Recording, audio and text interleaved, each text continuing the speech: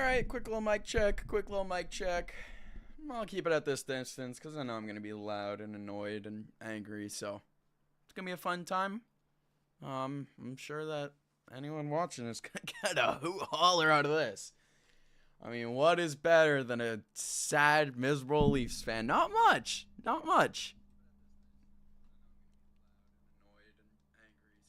Maybe I'll put it a little closer. That's fine.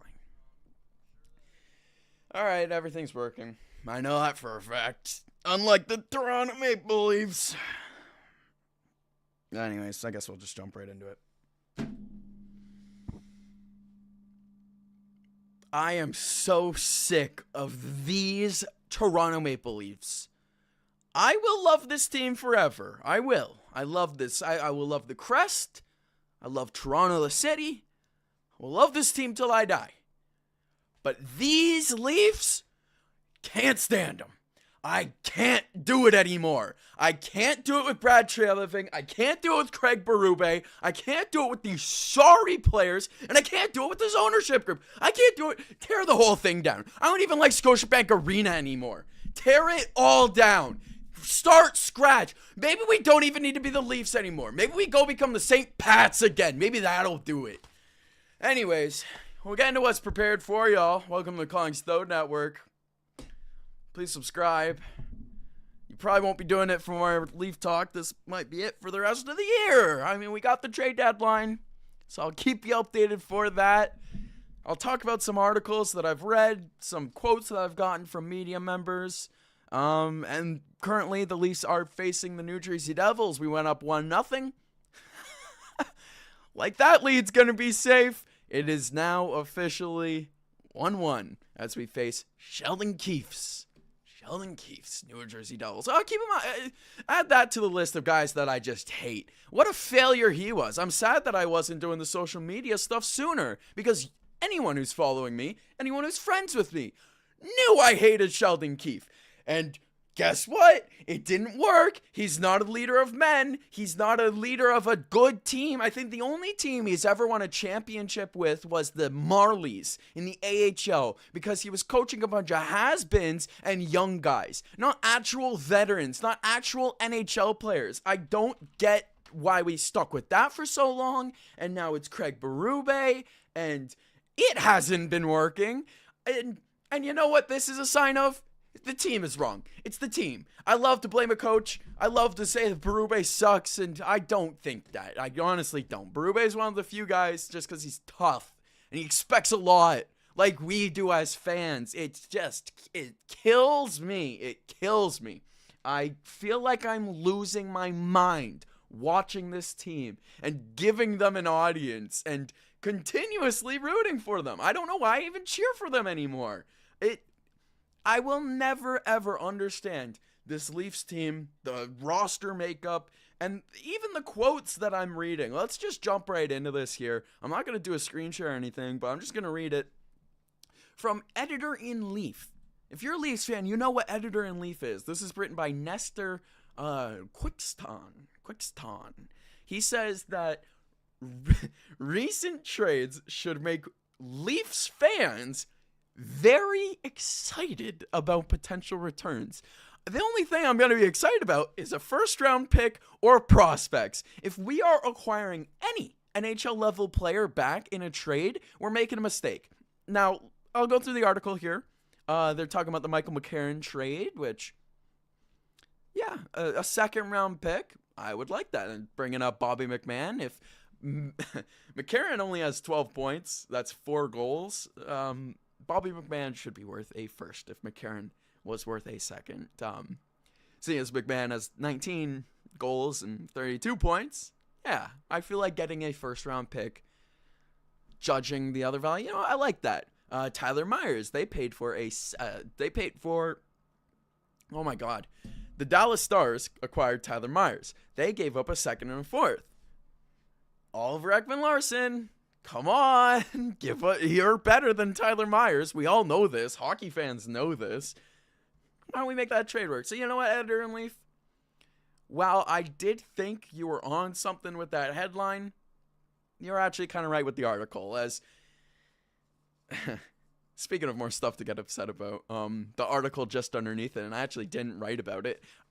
Maple Leafs Tanev is officially going to miss the whole year as expected, and as soon as I got that notification, year over, season's done. Why try? That's a bigger issue. One defenseman was enough to make this team completely bottom out. Completely lose the wheels, lose the rudder, whatever you want to call it. As speaking of more guys that aren't being played, trade talks are coming out because we're scratching everyone. As we're going to lose, so we might as well scratch everyone. That's Oliver Ekman-Larsson, Scott Laughton, and McMahon. First in a prospect for OEL? Absolutely. Absolutely. I'd be all for it. I'd be completely for that. That would be nice. Scott Laughton, what a failure. We gave up a first. Not this year's, but next year's. What are we doing? He's been a fourth liner. And now we're going to ship him off for like a third if we're lucky?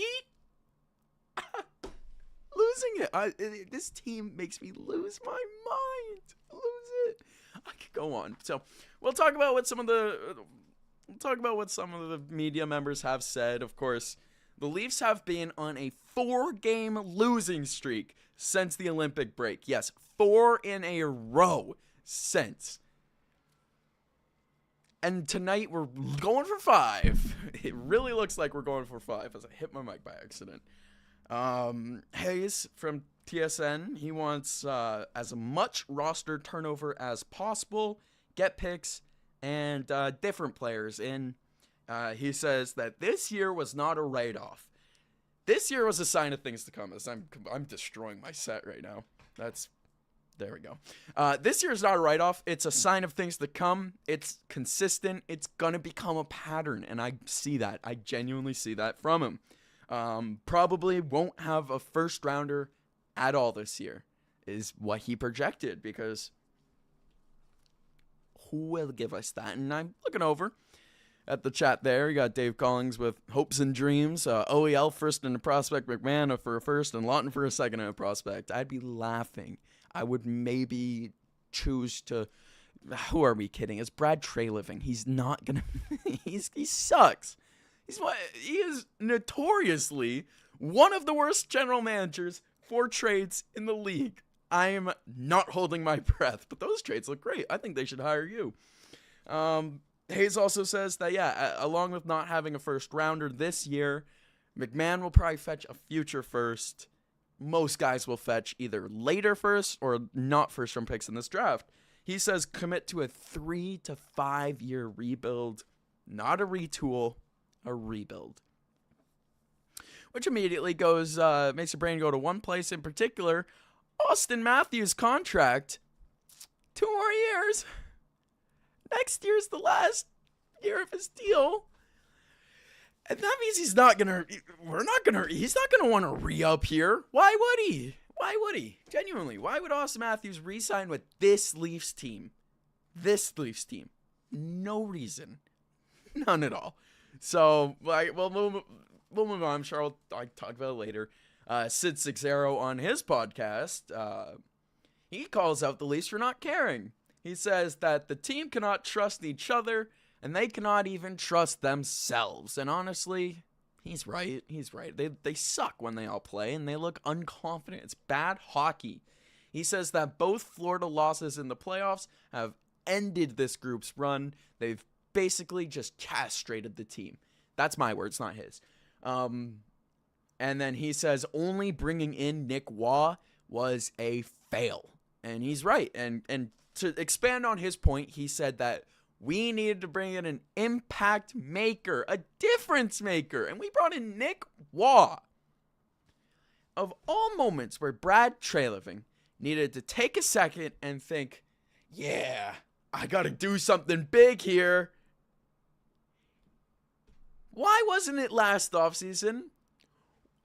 I forgot. We're talking about the guy that gave Matt Tkachuk, that gave the Florida Panthers Matt Tkachuk for Weegar, who's a good defenseman, Huberdeau, who apparently was dog at hockey, apparently. He's a system merchant, and like picks that have become nothing.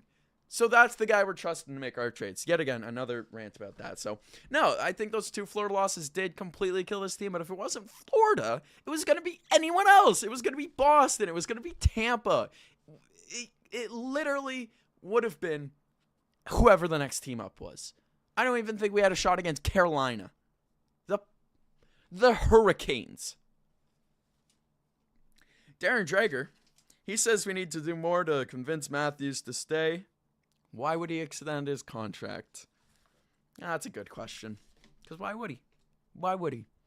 Why would he not look at something like LA, who just brought in Panarin, who are making moves constantly, always upgrading their team? Minnesota. Why wouldn't he look at joining Marner in Vegas? Why wouldn't he not think about going to Florida to play with the Panthers or Tampa, where there's no state income tax? He'll make all that bank and coast. Why would he come back?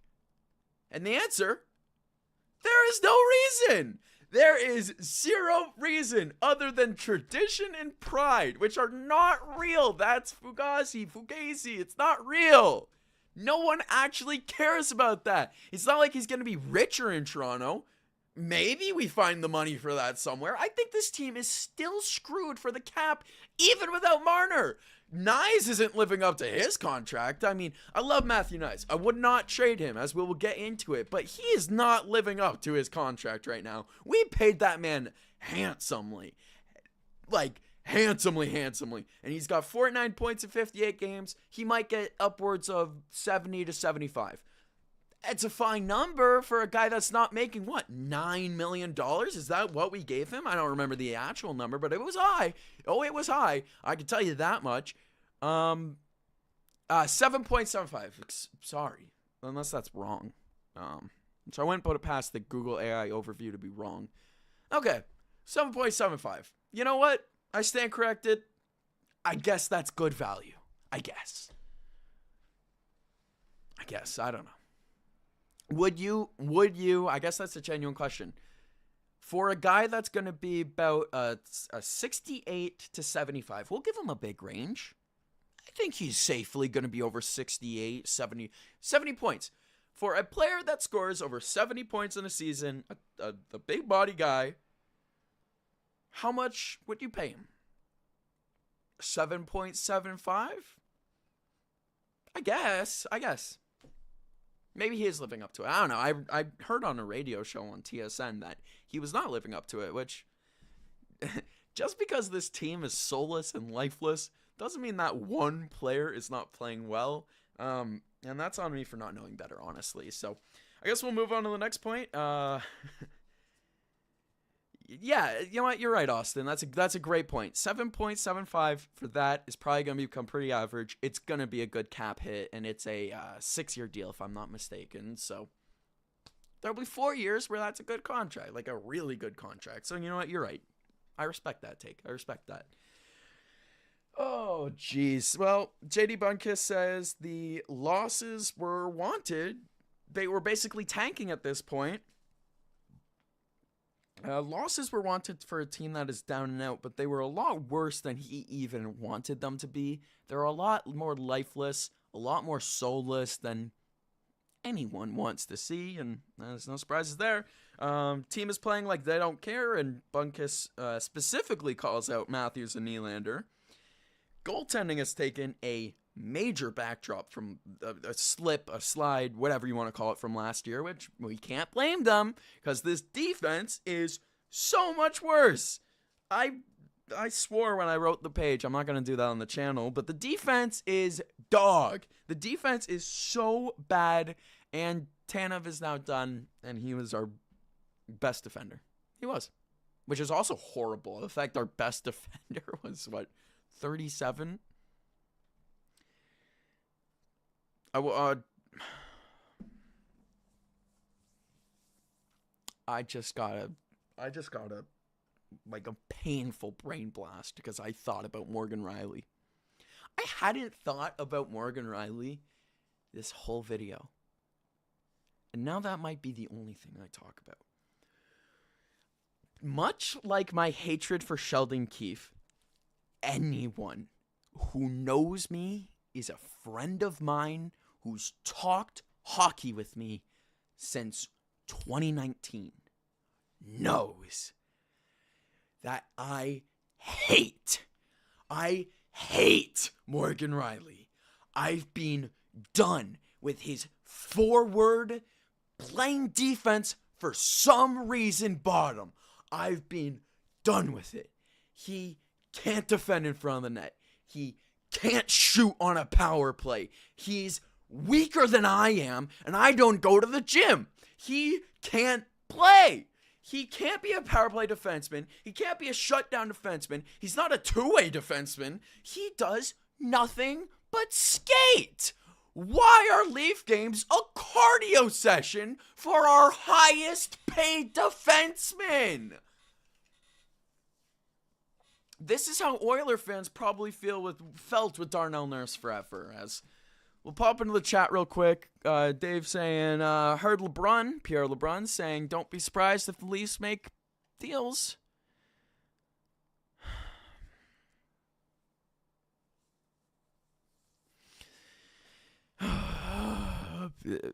I'll finish. Heard LeBron saying, don't be surprised if the Leafs make deals to bring in NHL caliber players at the deadline to keep Matthews happy. It's so funny that the rumor mill is we can do anything to keep Matthews. I'm sorry, reality check Leaf fans, we lost him. We lost him a while ago. We lost him probably when we lost to Florida the first time. Maybe the second, but he was an embarrassment. The rest of the team was an embarrassment. All I can think about when I'm having cold sweats at night is games 5 and 7. Like a sleep paralysis demon. And we're going to bring in NHL caliber players. So Matthews will say, oh yeah, I'm thinking about re-signing. And then he won't. And then we can't trade him. And then we get Nick Waugh Part 2 out of it. I refuse to have another Marner situation. Ship him off now. Or get the pen on the paper. No in between. No will he, won't he. And you know what? This team did that with Nylander too. Another reason why I'm done with the ownership group. I'm done with this team. I'm done with these exact Leafs. 3 times we're going to do this. 3 times. If we're going into next year and Matthews isn't re-signed and he's not traded, I'm not a fan of the team for that season. Because fool me once, shame on me. Shame on me. Fool me twice, shame on you. Fool me 3 times, and I'm done. I can't take it. It's hockey purgatory.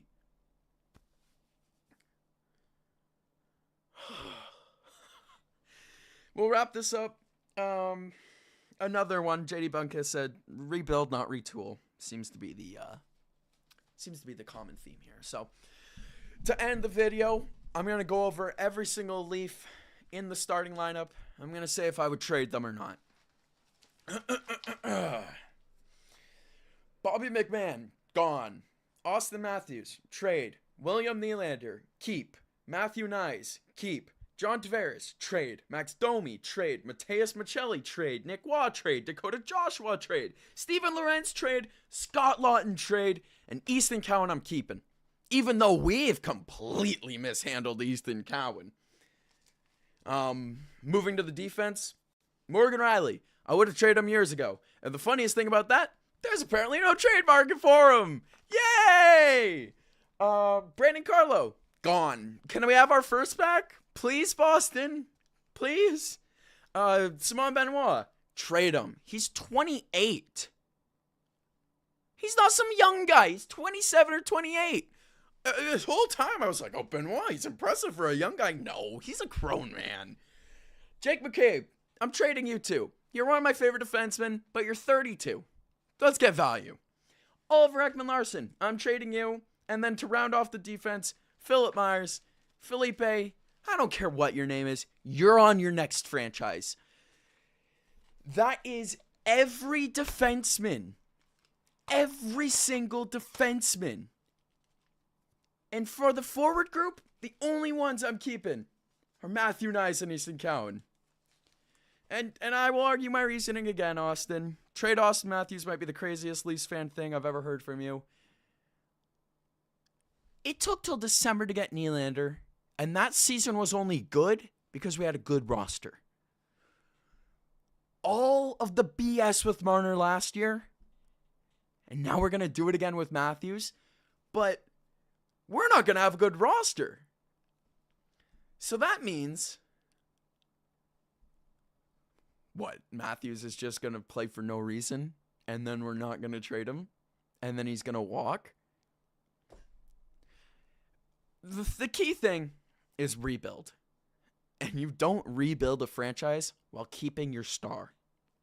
You just don't. Nylander's the only one just because of his contract. This is the only reason. And let me actually look up Willie Nylander contract just so I know when it's over and when I can be sad. Oh, we still have 6 years. We still have 6 years of Nylander. We're good, y'all. So yeah, that's literally the only reason I'd keep Nylander. If Nylander was done, not after this year, but after next year, I would trade him too. I would rather, you're a Blackhawks fan, I would rather be in your position. I would rather switch rosters. I would rather switch fandoms because at least with that, you know what you're signing up for. It's a bad team showing signs of promise.